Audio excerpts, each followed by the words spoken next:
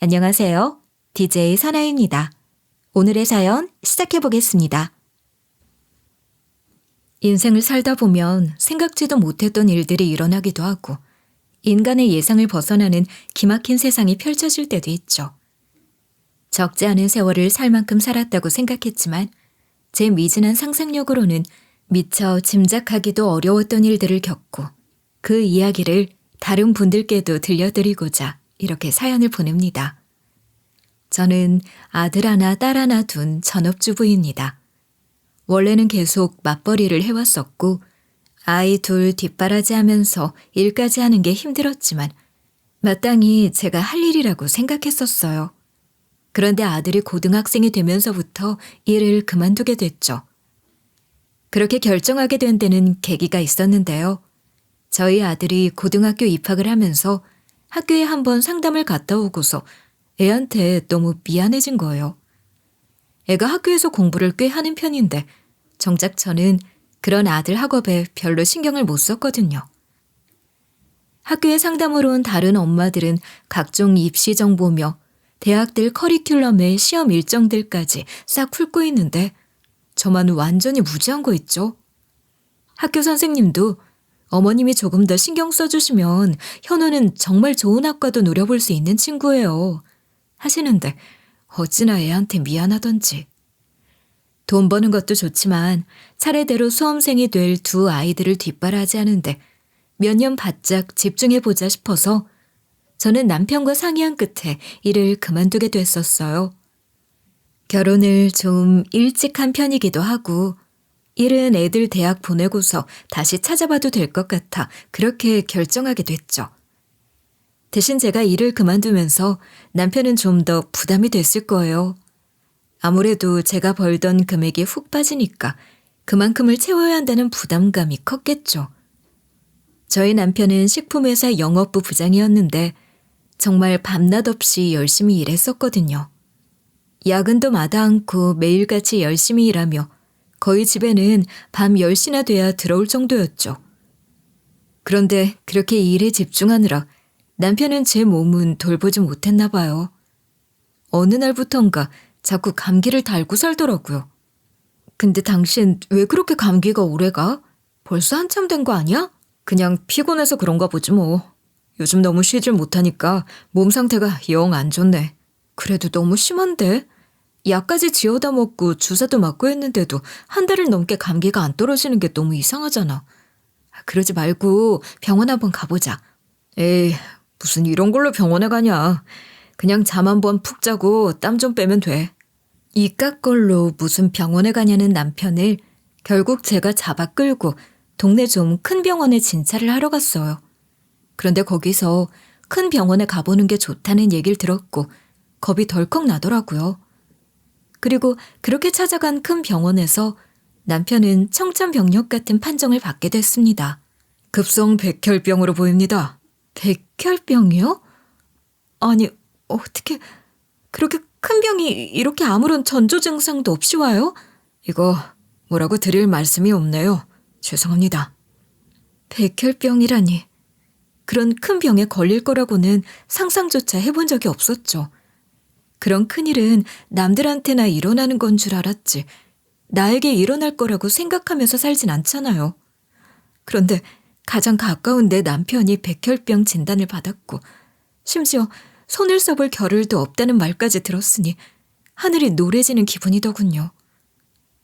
병원에선 손을 쓸 수 없는 상태라고 했지만 아무리 병원에서 비관적인 이야기를 한다고 한들 내 사랑하는 가족을 정말 손 놓고 보낼 그런 사람이 어디 있겠어요.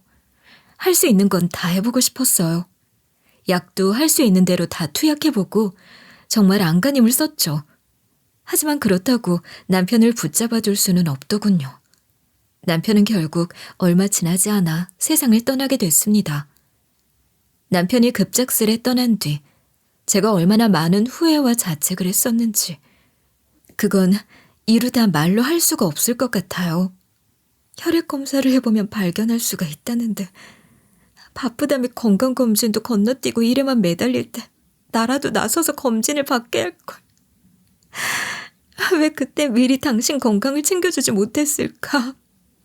여보, 정말 미안해. 내가 미안해.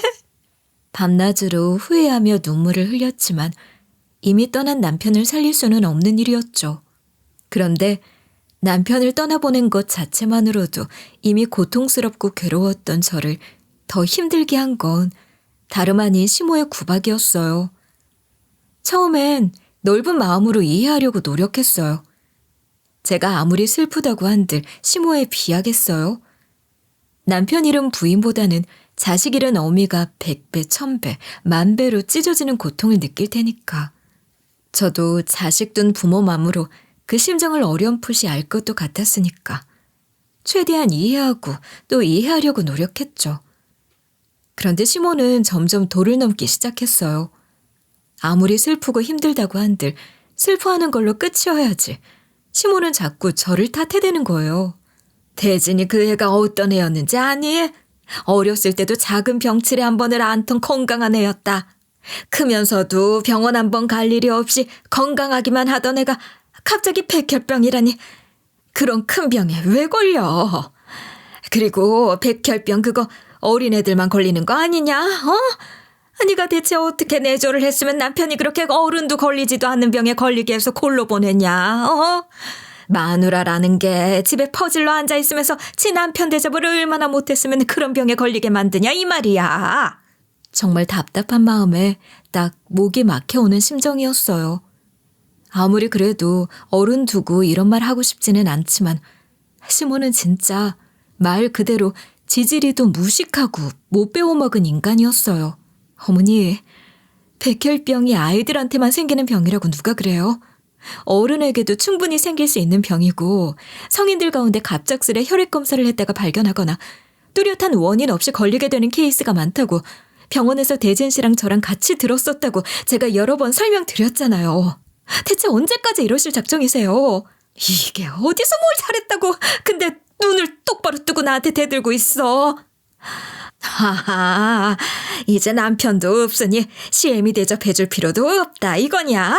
그런 거야? 시모는 아무리 누누이 설명을 해도 들어 처먹을 생각도 하지 않더군요. 그냥 귀 닫고 눈 감고 제 탓만 해댔어요. 내 아들이 백혈병 걸린 건 다 네 탓이다. 네가 내 아들 잡아먹은 년이다. 무슨 70년대 고리짝 소리만 반복해대는데 진짜 딱 미쳐버릴 것 같더라고요. 하지만 시모가 뭐라고 떠들어대건 말건 지금 당장 남편을 생각만 해도 눈물이 울컥 차오르든 말든 저는 일단 살아야 했어요. 무지막지한 슬픔의 무게를 안고서도 저에겐 살아내야 할 삶이 있었고 부양해야 할 자식들이 있었으니까요. 하지만 아무리 힘을 내보려 애를 써도 너무 막막하고 한숨이 나오더군요. 짧은 기간 동안 남편의 치료비는 수천이 깨져야 했어요. 제가 남편을 병으로 떠나보낸 게 이렇게 사연을 쓰고 있는 지금으로부터 약 3년 전 일인데요. 작년부터는 이 부분이 훨씬 좋아졌다고 하더라고요. 백혈병 치료제가 건강보험 적용이 되면서 환자 본인 부담금이 20분의 1 수준으로 줄었다는 기사를 우연히 보게 됐죠. 하지만 저희 남편이 투병을 하던 당시만 해도 그런 적용이 안 됐었고 저희는 치료비로 그냥 생돈 몇 천을 부담해야 했었거든요. 상황이 이랬다 보니 현재 제겐 수중에 남아있는 돈이 많지가 않은 상태였어요. 그동안 모은 돈은 아이들 학비에 대출금에 생활비에 이래저래 다 새어나갔지. 남편 치료비로 목돈을 다 깨야 했지. 여러모로 상황이 여의치가 않았어요. 남편이 떠난 후 회사로부터 퇴직금을 받기는 했지만 그 돈은 나중에 애들 대학 갈 때를 생각해 손을 안 대기로 했거든요. 남편을 잃고 난 슬픔에만 빠져있을 겨를도 없이 제겐 해야 할 일들이 많았고 그래서 아직은 일을 구하지 못하고 적금을 깨서 생활비로 쓰면서 아이들을 케어하고 이런저런 일들을 정리해 나가고 있던 와중이었습니다. 어느 날 시모가 집에 아무런 예고도 없이 찾아온 거예요. 그러면서 대뜸 내 아들 목숨값 내놓으라고 난리를 치기 시작했죠. 내가 처음에 니들 사주보고 반대했던 데는 다 이유가 있었는데 말이야. 그때 네가 뭐라 그랬냐? 어머님, 저희는 그런 거 안 믿어요. 저희 잘 살게요. 제가 증명해 보일게요. 요지랄을 떨더니 지금 이 꼴을 봐라. 그때 그 도령이 나더러 네가 내 아들 잡아먹을 년이니 결혼시키면 탈난다. 아들 잡고 싶지 않으면 결혼은 꿈도 꾸지 마라. 그 얘기를 들었는데 그때 뜯어말렸어야 했던 것을. 그때 내가 네 년을 못 쫓아낸 게 내 천추의 한이다. 천추의 한이야. 이 지 남편 잡아먹고도 뻔뻔한 년 같으니라고. 그러고선 길길이 날 뛰어대기 시작하는데 진짜 기가 딱 차더라고요. 수준이 어느 정도는 돼야 말을 하고 싸울 상대가 돼야 싸움이라도 하죠. 저런 사람하고 무슨 언쟁을 하나 싶더군요. 시모가 저희의 결혼 전 사주 보고 반대했던 건 사실이었어요. 그런데 뭐? 남편 잡아먹을 사주? 그딴 얘기는 한 번도 들은 적이 없었어요. 시모 성격에 그딴 얘기를 들었으면 골백 번 닳도록 말을 했을 사람이죠. 그런데 시모는 그냥 니들 사주 합이 그냥저냥 밥만 먹고 산다더라. 나쁠 것도 없는데 별로 득될 것도 없는 사주란다. 그런 소리만 하면서 반대했었거든요. 어머님, 왜 거짓말까지 하면서 이러시는 거예요, 대체? 그런 사주 얘기 들은 적도 없으시잖아요. 왜 거짓말까지 하면서 이렇게 사람을 진을 빼놓으세요? 대체 언제까지 이럴 작정이세요? 저한테 바라시는 게 뭐냐고요, 대체? 제가 뭐 따라 죽기라도 원하세요? 어머님만 아들 잃은 거 아니에요. 저도 저희 애들도 아빠 잃고 남편 잃고 힘들고 슬프고 막막한 건 매 한 가지라고요. 제발 그만 좀 하세요. 그만 좀. 이거 봐. 이 눈깔에 딱 써있네. 네 사주에 애기 낀 거야, 이년아. 네 사주에 낀 액 때문에 내 아들이 그렇게 된 거라고. 내 손주들마저 잡아먹으려는. 내가 이년한테 내 아들 한 번 뺏겼지 내 손주들까지 뺏길 것 같으냐? 내가 그 꼴은 못 본다. 내가 내 자식 새끼는 못 지켰어도 손주 새끼들이라도 지켜야지. 현우, 현주 그 애들은 내가 다 데려가서 키울 테니까 그런 줄 알아. 시모는 말도 안 되는 무식한 소리를 해대면서 저희 애들을 자기가 데려가서 키울 테니 그런 줄 알라는 거예요. 이게 무슨 말도 안 되는 개소리냐고요. 택도 없는 얘기하지 마세요. 어디 할 수 있으면 해보시든가요. 제 애들을 어머님이 무슨 권리로 데려가요? 말도 안 되는 소리 하지 마시고 그런 말 하실 거면 이 집에서도 당장 나가세요. 저희 아들도 이제 웬만큼 다 커서 세상 돌아가는 거 알 만큼은 아는 나이였거든요. 그래도 할머니라고 보고만 있던 애들까지 합세했죠. 할머니, 저희 엄마한테 왜 그러시는 거예요? 제발 그만 좀 하세요. 할머니, 이러실 거면 저희 집에 오지 마세요. 저 할머니 더는 안 보고 싶어요. 제가 그러는 것도 모자라 손주들까지 자기 편이 아니라 생각하니 미치겠나 봐요. 시모는 펄쩍펄쩍 뛰어대며 난리를 피워댔죠. 이것들이 지금 뭘 씌어도 단단히 씌었다. 저것들이 지혜미 옆에 있으니 이러는 거야. 내가 당장 떼어놓든가 해야지. 너 이년, 너 무슨 짓을 했으면 내 손주들이 이래. 할미 하면서 살만 따르던 애들이 왜 이러냐고. 시모는 아주 쌩 난리 연병을 떨어댔죠. 결국엔 난동을 부려대는 시모 소리에 옆집 사람들까지 와서 무슨 일이 있냐고 기웃댔고 평소 가까이 지내던 옆집 부부가 가까스로 떼어내준 덕분으로 시모를 쫓아낼 수 있었습니다. 다시 한번 이렇게 막무가내로 찾아오시면 그땐 경찰에 신고할 거라고 엄포를 놓고 시모를 내쫓았죠. 같은 아파트 사람들이 나와 힐끔힐끔 쳐다볼 만큼 한번 크게 망신을 당했으니 이제 다시 오기 쉽지 않겠지 하고 안심을 하고 있었고요. 그런데 시모는 그렇게 물러날 사람이 아니라는 걸 제가 간과했던 거예요. 누구세요? 저희 부동산에서 나왔는데요. 집 좀 둘러보러 왔습니다. 에? 집이라뇨? 혹시 잘못 오신 거 아니에요? 저희는 집 판다고 내놓은 적이 없는데. 그게 무슨 말씀이세요? 집 내놓으셨잖아요. 여기 저희 고객님이 계약도 하셨는데. 네, 저희 신혼집으로 계약했는데요. 그때 둘러보고 갔다가 가구 사는 것 때문에 길이 좀 제로 온 거거든요. 무슨 말씀을 하시는 건지. 아니 대체 이게 다 무슨 소린가 했더니 나 참 기가 막히게도 시모가 저희 집을 내놓고는 심지어 계약까지 마친 상태였던 거예요. 전 팔짝 뛸 노릇이었지만 부동산에서는 문제될 게 없다고 나오더라고요. 왜냐하면 사실 이 집은 시모 명의로 돼 있었거든요. 저랑 남편은 결혼하면서 시모 명의의 빌라로 들어온 거였고 평소에 명의까지 신경 쓰고 살지 않다 보니 이걸 따로 우리 명의로 바꿀 생각을 안 했었는데 이제 와서 보니 그게 엄청나게 큰 실수였다는 걸 전 뒤늦게 알게 된 거죠.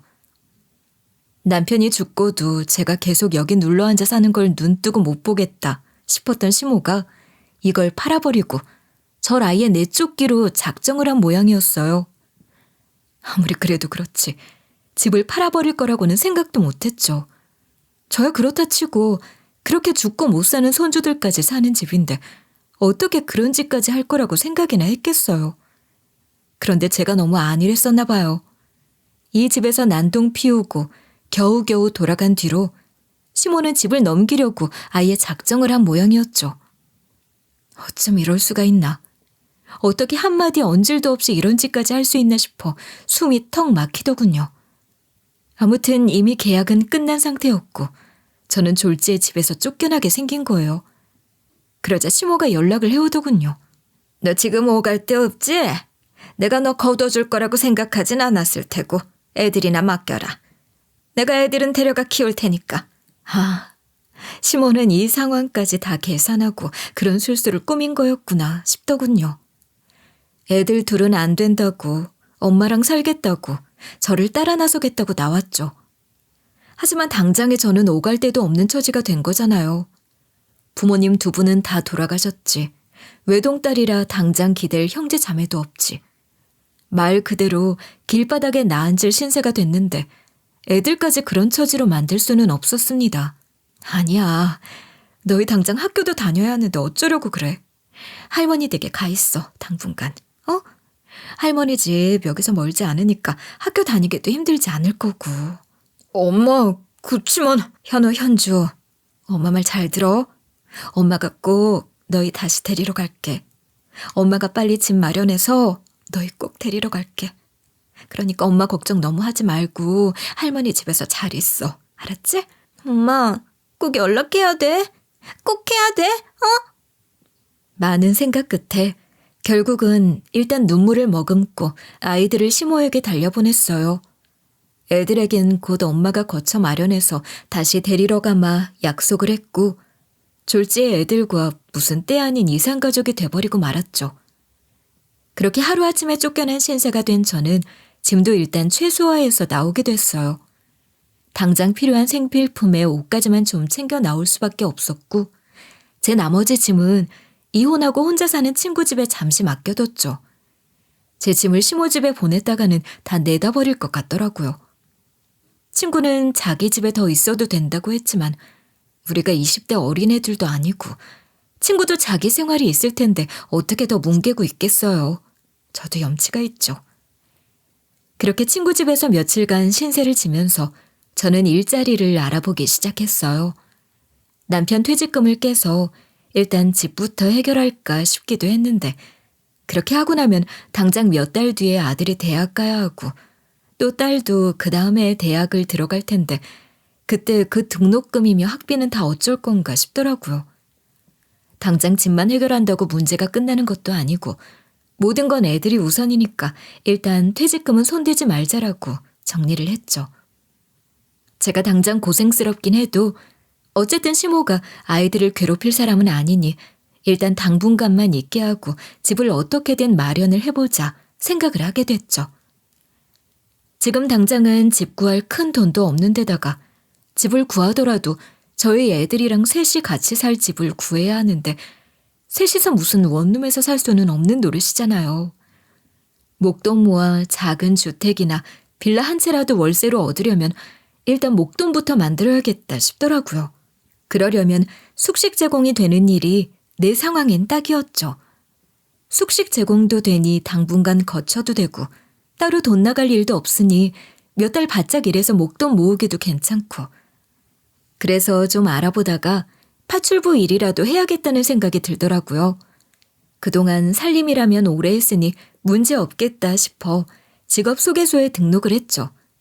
그런데 그 다음 날 곧장 연락이 온 거예요. 소개소를 통해 연락을 받았습니다.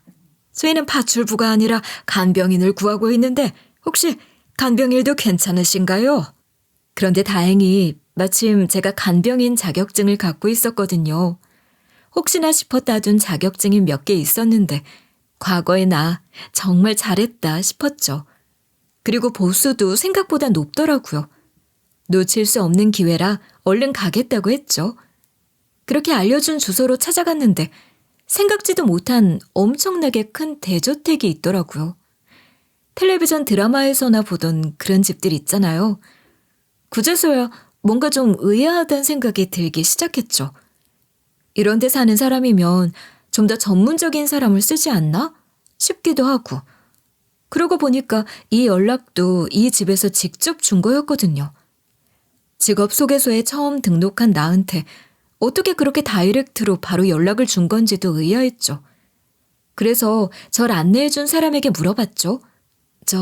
혹시 저한테 연락을 주신 이유가 있을까요? 좀 의아해서. 그러자 안내해주던 나의 지긋하신 아저씨가 웃으면서 답하더군요. 저희 회장님께서 사람 보는 눈이 워낙 탁월하신 분이십니다.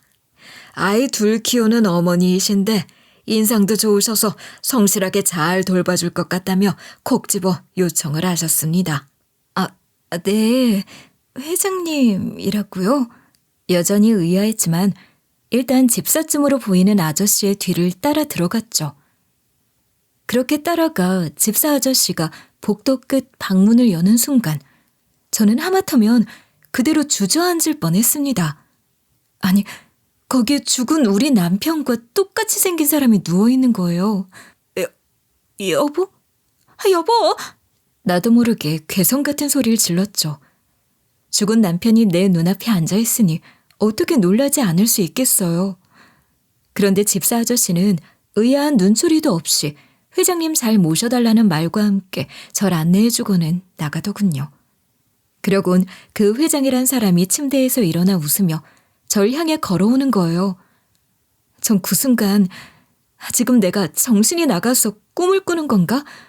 지금 뭐에 홀린 건가? 날 속이고 무슨 짓을 하려고 연극을 꾸미는 건가? 별별 생각이 다 들었죠. 그런데 회장이 허허 웃으며 말하더군요. 제가 대진이랑 그렇게 많이 닮았나요? 네?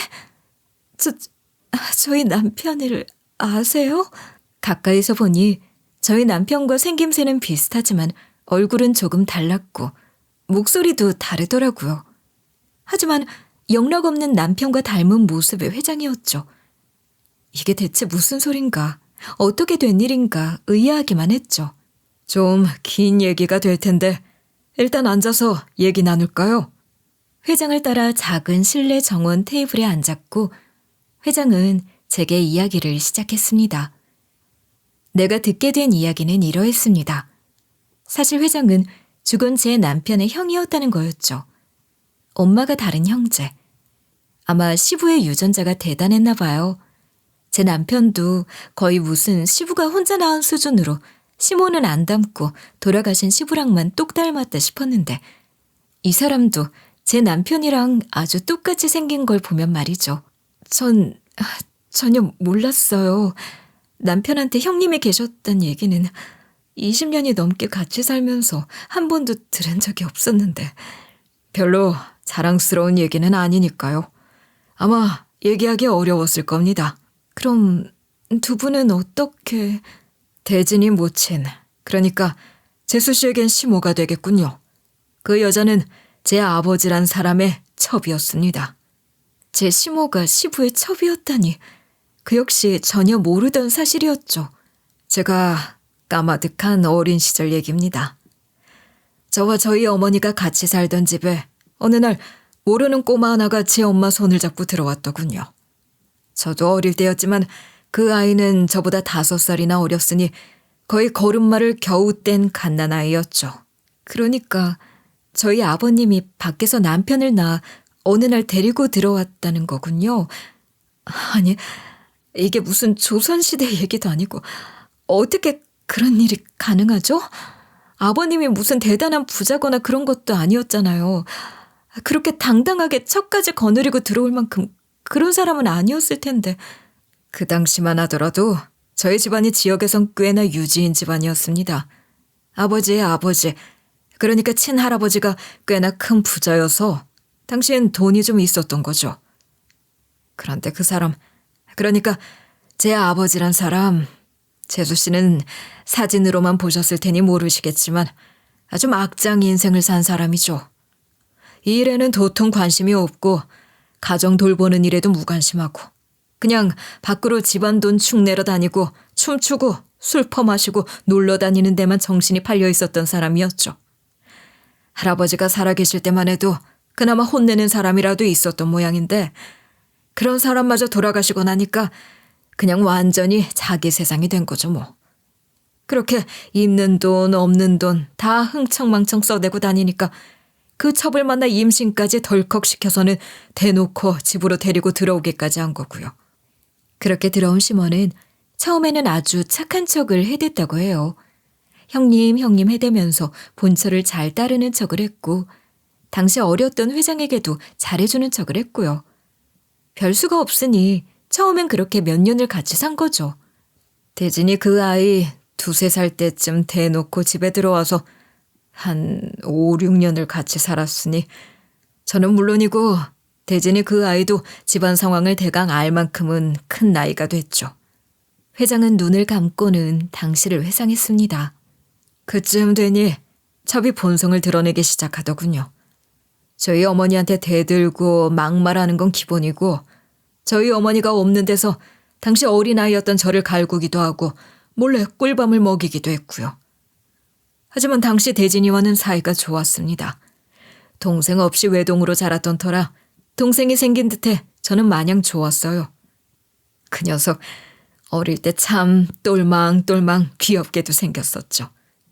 그렇게 그 녀석을 귀여워했고 그러니 놈도 역시 형하며 저를 잘 따랐었고요. 하지만 순수한 아이들과 달리 어른들의 세계는 그렇게 아름답지가 않았죠. 세상 물정 모르고 곱게 자란 본처와 달리 시몬은 당시 술집에서 일하던 작부였고 그러니 얼마나 머리 회전이 빠르고 여우 같았겠어요. 그 나이에 유부나 매까지 가져 집까지 쳐들어올 정도였으니 안 봐도 뻔하죠. 갖은 말로 시보를 살살 꿰어내서는 자기가 본처 자리를 꿰차고 들어앉고 만 거예요. 그때 어린 눈에 비친 그 둘의 모습은 정말 기괴하게 짝이 없었습니다. 밤마다 둘이서 음악을 집이 떠나가라 틀어놓고 얼싸안고 블루스를 쳐대질 않나. 거실 한복판에서 좋다고 껴안고 뒹굴어대면서 치마 속으로 들어가질 않나. 그 해괴망측한 광경을 제가 보고 있으면 저희 어머니가 제 눈을 가리고 방으로 데리고 들어가던 기억까지 생생합니다. 정말 갖은 연병을 따라... 죄송합니다. 정말 무슨 꼴의 연상과 장녹수가 따로 없네요. 역겨워서 정말. 그럼 그 다음엔 계속 같이 살았던 거예요? 그런 식으로? 결국 저희 어머니와 저 둘 다 내쫓기는 신세가 되고 말았죠. 그 첩이 떡하니 본처 자리를 차고 들어앉은 거예요. 그 여자 아마 그때까지는 아주 세상을 다 가진 기분이었을 겁니다. 돈 많은 부잣집 본처 자리를 드디어 뺏어 차고 앉았지. 하나 있던 아들까지 짐을 싸 내쫓아버렸지. 자기 아들에게 왕권을 물려줄 일만 남았다고 생각했겠죠. 하지만 일은 그 여자 뜻대로 되지 않았어요. 재벌은 남 못 준다고 아버지란 작자는 그 여자가 본처가 되니 또 다른 여자들한테 눈을 돌리기 시작한 겁니다. 그런 놈들 본성이 그래요. 그러니 그 여자가 어리석었던 거죠. 이제 저희 어머니를 배신하고 밖에서 다른 여자들을 끼고 놀던 것처럼 그 첩을 안에 두고 밖에 나가서 또 똑같은 짓을 하고 돌아다닌 겁니다.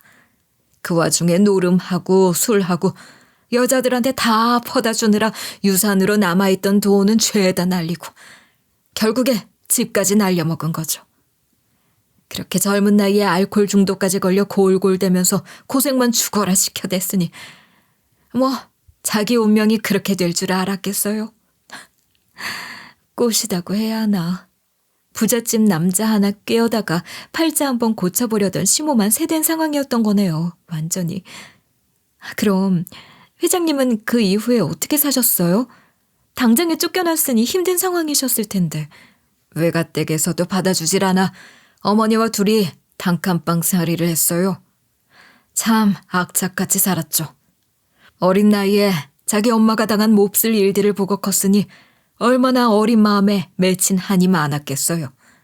꼭 성공할 거라고, 무슨 일이 있어도 성공해서 돈 많이 벌어서 복수할 거라고 다짐을 하면서 이를 꽉 악물었었죠. 그렇게 악착같이 살면서 안 해본 일 없이 다 하면서 그렇게 정말 이를 악물고 살았습니다. 회장은 자기가 어떤 일을 하면 좋을지를 찾다가 한 무역회사에 입사하게 됐고 거기서 일머리가 생겼다고 하더군요. 그러다 퇴사 후 본인 사업을 하기 시작했고 그 사업을 키우다 보니 지금은 중소기업 중에서도 손꼽히는 무역회사로 키워냈다는 거였죠. 근데 그럼 저희 남편이랑은 계속 연락을 하면서 지내셨던 거예요? 아니요. 그 녀석 고등학생 때 마지막으로 딱 한 번 보고 이후로는 얼굴은커녕 연락 한 번 하지 않고 지냈습니다. 사실 상호 별로 좋은 기억은 아니었으니까요.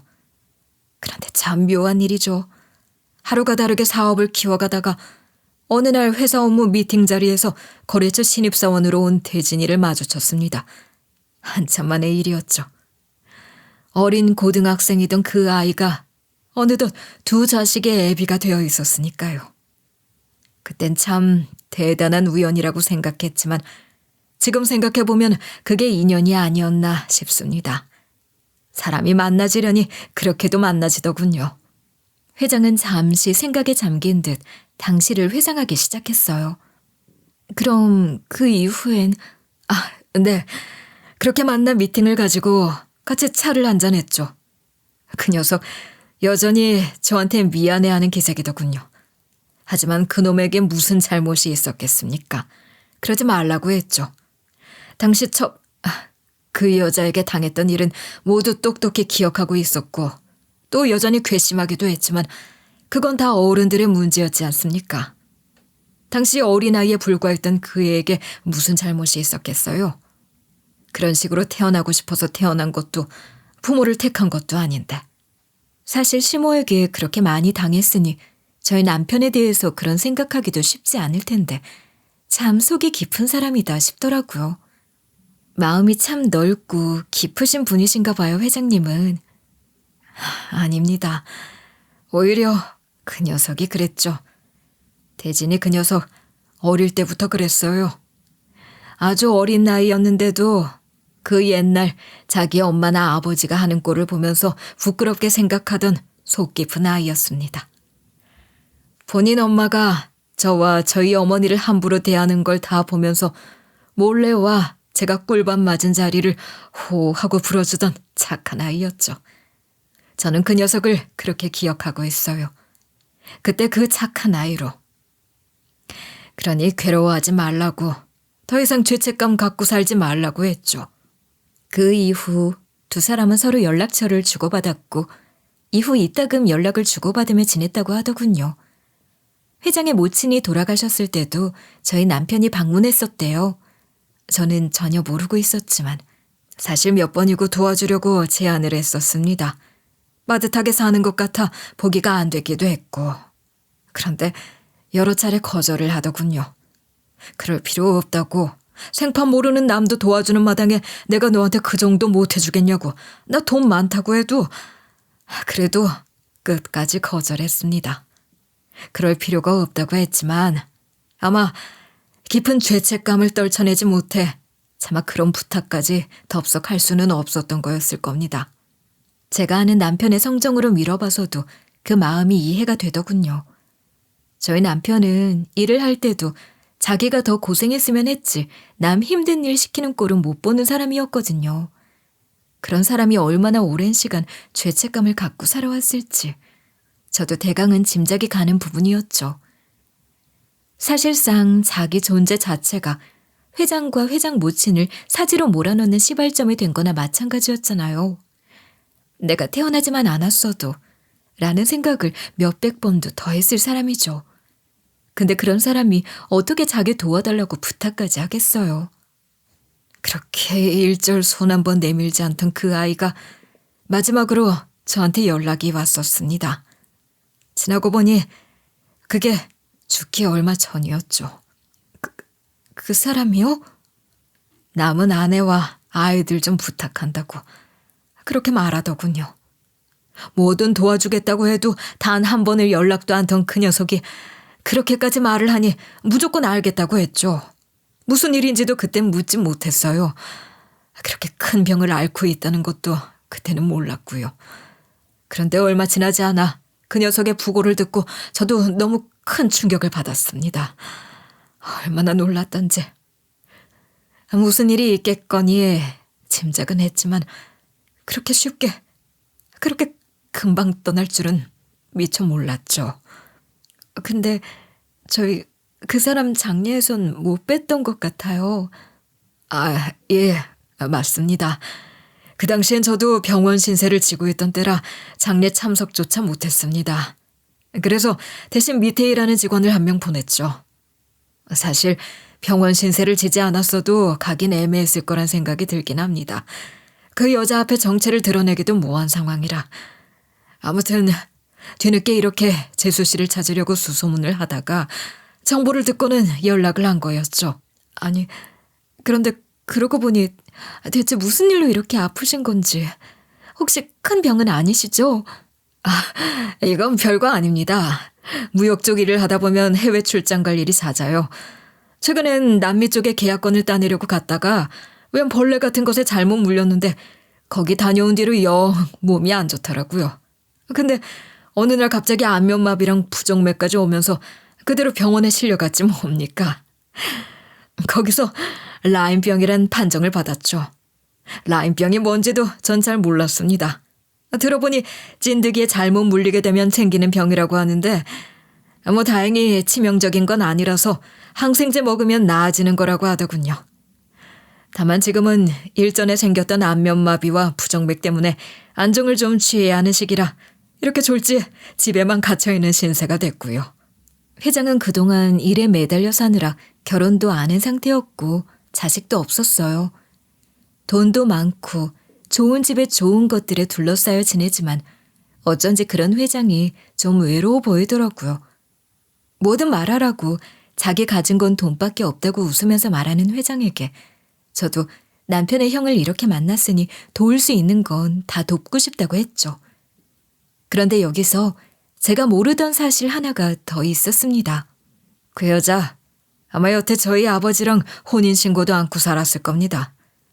대진이 그 녀석은 저희 어머니와의 호적에 올라 있었을 거고요.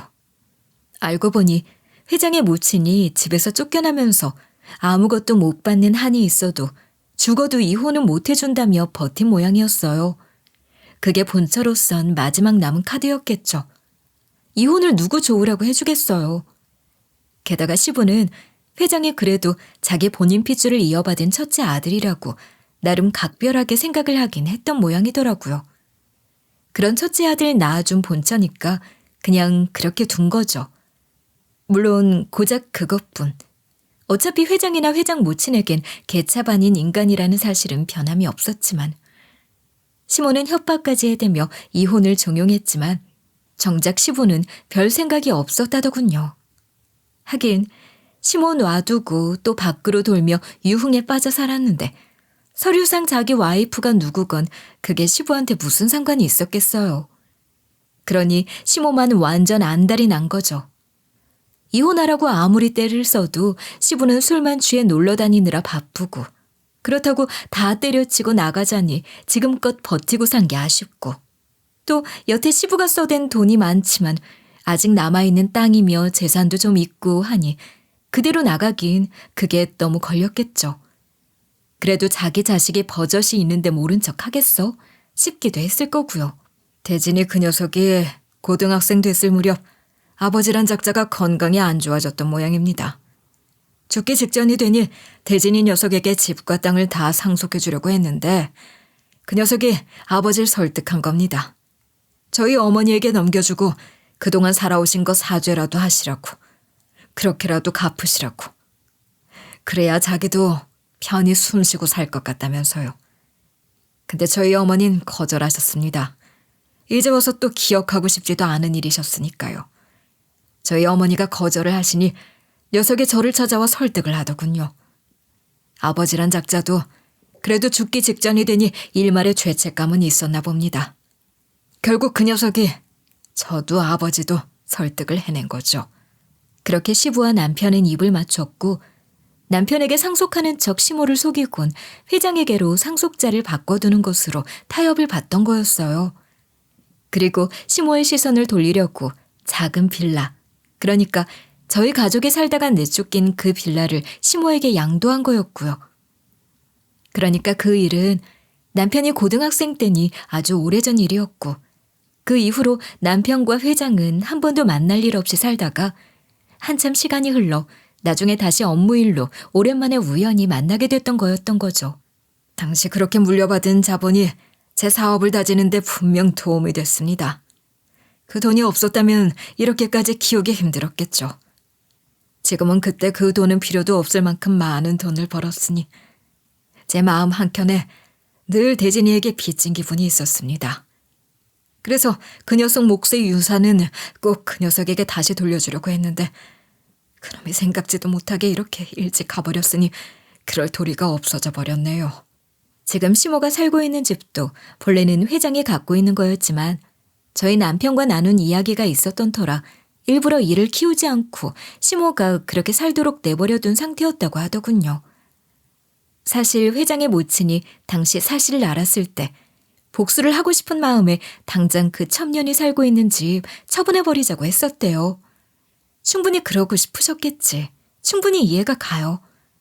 그런데 이번엔 회장이 설득을 했다고 하더군요. 그럼 대진이는 어떡하냐고. 아직 고등학생인 대진이 길바닥에 내몰 거냐고. 본인이 재산 받게 된 것도 대진이가 안 받겠다고 해서 받게 된 거라며 우리는 이제 그럭저럭 먹고 사니까 복수 같은 건 잊고 살자고. 다 잊고 더 보란듯이 잘 살자고.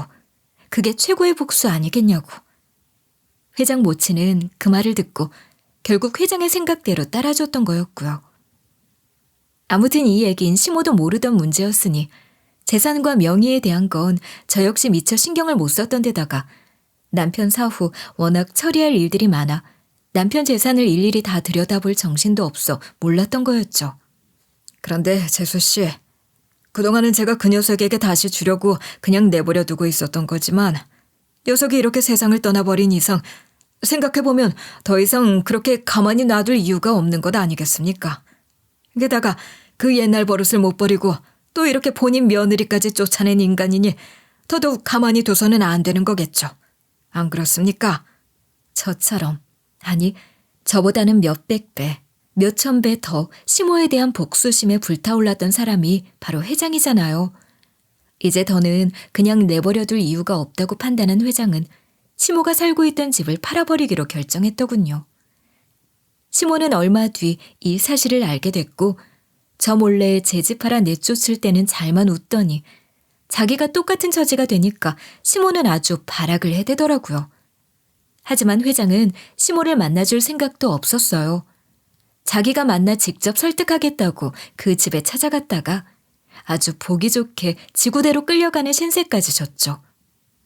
그 커다란 저택 앞을 서성이니 경찰이 가만 내버려 두겠냐고요. 그러고 나니 만만한 저한테 화풀이를 해대는 거예요. 네가 가서 무슨 소리를 했길래 지금껏 아무 문제 없이 살다가 갑자기 집을 팔아버린 거냐면서 생지랄을 떨어대는 거죠.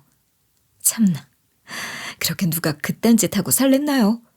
자기가 도덕관념 없이 막 살다 그 업보받은 건 생각도 않고 누구 탓을 하고 있는 건지. 회장을 대신해 저는 그 집을 파는 문제를 맡기로 했고 시모가 안 나가겠다고 꾸역꾸역 버티는 걸 경찰까지 대동해 내쫓아줬죠. 회장은 그 집을 제 명의로 돌리면서 집계약 문제를 저에게 모두 넘겨줬었거든요. 네가 감히 날 신고까지 해? 네가 감히?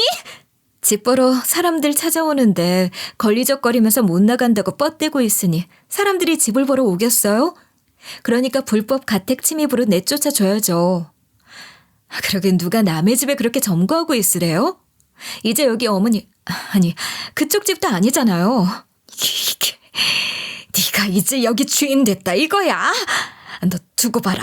내가 니년 잘 먹고 잘 사는 꼴을 가만두고 볼 것 같으냐? 그렇게 쫓겨나면서 날 향해 고래고래 소리를 질러대는 모습이 어찌나 추하고 역겹던지. 아무튼 그렇게 집 문제를 해결한 후 저희는 거처와 아이들 교육비까지 회장으로부터 모두 도움을 받게 됐어요. 제가 이런 걸 받아도 되는 건지 모르겠어요. 저희 남편은 이미 가구 없는데. 어차피 모두 다 그 녀석 몫이었어요. 그때 녀석이 절 그렇게 도와주지 않았다면 회사를 이렇게 키우지도 못했을 테고. 다 그 녀석 덕택이니까 받으셔도 됩니다.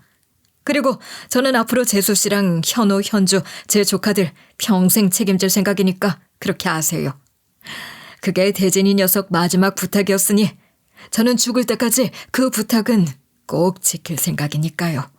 그렇게 남편 형을 만난 덕택에 저는 아이들 다시 데려와 잘 살고 있고 회장은 저희 가족의 평생 후원자가 되기로 약속까지 해주게 됐죠. 아, 그리고 시모는 그 이후 저한테 연락을 해와서는 염치도 없는지 자존심 내려놓고 빌어대더라고요. 예, 내가 그래도 애들 할미다. 근데 날 그냥 이렇게 내버려둘 작정이야? 내가 지금 오갈 데 하나 없는 처진데 아무리 내 아들이 죽었기로서니 시애미를 이따위로 대접한다는 게 말이 되니? 나 좀 도와다오. 내가 오죽했으면 이러고 너한테 부탁까지 하겠냐. 안 그래? 나도 자존심 다 죽이고 전화하는 거다. 제발 좀 도와다오. 이 나이에 아들 잃고 집 잃고 손주도 못 보고 이렇게 방 한 칸 없이 전전하는 놓친 내가 불쌍하지도 않니 너는? 네, 전혀 조금도 요만큼도 불쌍하지가 않네요. 왜 저한테 전화해서 이러세요? 오갈 데가 없으면 직업소개서에 등록이나 한번 해보세요. 파출부든 간병인이든 들어가서 일을 하시면 될 일 아니겠어요? 혹시 직업소개서 전화번호 모르시면 제가 소개는 해드릴게요. 그 정도 친절은 베풀어 드릴게. 뭐야? 지금 나더러 이 나이에 그런 일 하면서 입에 풀칠하라는 거야? 그게 싫으시면 저기 역에 가서 박스 깔고 주무시든가요. 젊은 나이셨으면 또 어느 유부남 하나 꼬셔서 남의 자리 뺏어 들어갔을지도 모를 양반이신 건 아는데. 이제 그 연세 잡수시고 그런 짓도 못하실 테니 어쩌겠어요. 안 됐네요. 그러고 전화를 뚝 끊어버리곤 차단까지 해버렸죠. 그게 시모와는 마지막 대화였네요. 아마 시모는 땅을 치고 후회하면서 쓸쓸하게 혼자 늙어가겠죠. 다 자업자득 아닌가 싶습니다. 인생 짧게 보면 인과응보도 권선징악도 없는 가혹하고 냉정한 세상처럼 보이지만 삶은 길고 업보도 긴 것 같아요. 오래 살다 보면 결국 자기 지은 죄는 자기가 돌려받게 되는 게 세상 이치가 아닌가 그런 생각을 해봅니다.